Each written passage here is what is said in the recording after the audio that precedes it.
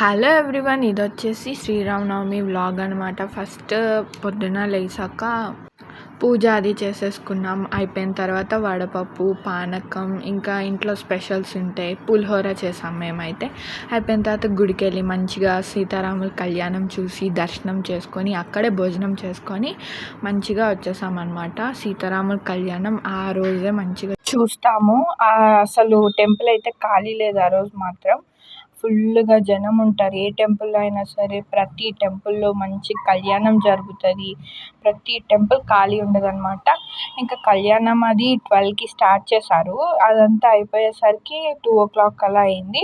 దేవుడికి ప్రసాదం అది పెట్టేసాకే అన్నదానం అది స్టార్ట్ చేశారనమాట. భోజనాలు అవి అక్కడే చేసేసి మంచిగా శ్రీరామనవమి కంప్లీట్ చేసుకొని వచ్చామన్నమాట.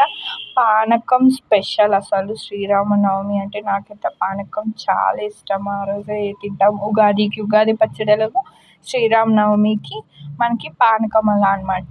చాలా బాగా చేశారు. కళ్యాణం అయితే చాలా బాగా దర్శనం అయింది మాకు ఆ రోజు మాత్రం. సో మీరు ఎలా చేసుకున్నారో కామెంట్ చేయండి. So that's it.